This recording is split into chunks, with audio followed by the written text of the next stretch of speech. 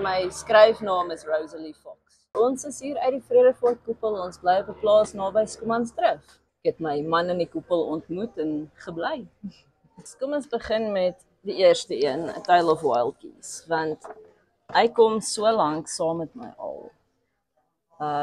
Hy is deel van wie ek is. So Wild Geese het by my begin die jaar wat ek 16 geword het, met Phil Coulter se liedjie Lament for the Wild Geese. En daar's 'n konnotasie daar aan die Ire wat in die 1700s uit hulle land uitgevlug het, never to return under pain of death, om in iemand anders se oorlog te gaan veg. Hulle het land en identiteit opgegee. En hierdie boek speel met die gedagte van almal in hom is tot 'n mate wilde ganse. Ons het vir Johnny Riley wat 'n Ier van Belfast is, wat by die RAF aangesluit het, omdat hy wou vlieg. Net omdat hy wou vlieg. Geen lojaliteit teenoor land, of mense, of politiek nie, net die passie van vlieg. En dan is daar Danny O'Neill, wat Amerika verlaat het teen die wette van sy land. Want aan die begin van die oorlog mag Amerika nie deelgeneem het nie. Daar was 'n neutraliteit ooreenstemming tot en met 7 Desember 1941. So as jy as 'n Amerikaner jou land verlaat het en teen Duitsland gaan oorlog maak het, as jy gevang het jy met jou boude in die tjoekie gaan sit vir 10 jaar. Maar daar was 'n groot hoeveelheid jong Amerikaners wat dit wel gedoen het, deur Kanada uitgeglip.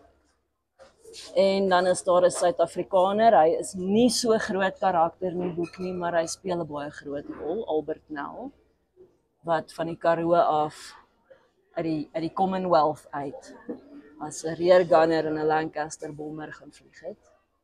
En die laaste een wat hulle almal bymekaar bring is Eleanor Davies, wat 'n land girl word in die Women's Land Army en gaan boer. En sy kry so haar destiny, haar pad na wie sy eintlik moet wees.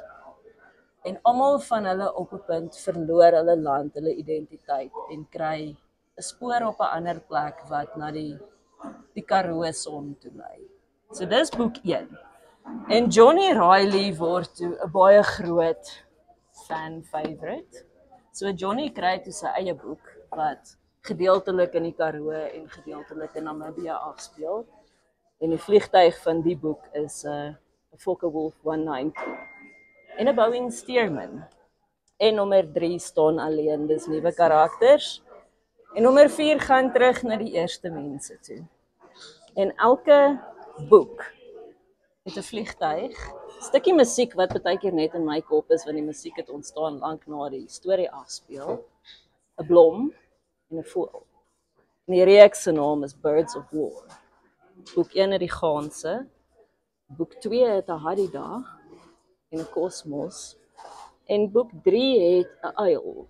En die uil is 'n boodskapper van beide lewe en dood. Ek neem nie die besluit oor wat gebeur nie. My karakters besluit en dit vloei deur my en ek vertel die storie. En hulle laat my huil. Julle mag nie vir Rudolf op kamera sit nie, hy gaan weghardloop, maar ons werk as 'n span. So ons het nagte deur gesit en hy sal by sy rekenaar sit en ek gooi vir hom 'n vraag soos wat skiet 'n Bf-109? En dan gooi hy vir my terug. En hy is 'n baie groot deel van my plot, die navorsing, die geskiedenis agter dit. En hy het al vir my groot plotpunte opgelos en aangedra. Iets wat nie eers in my gedagtes sou opkom nie, dan lees hy dit raak en hy bring dit vir my en sê, hier's die pad om te gaan. En dan vra ek vir my karakters en dan sê hulle, maar ons was daar. Jy behoort by Exclusive Books en Bargain Books te kan instap en as hulle nie daar is nie, vra hulle om te bestel.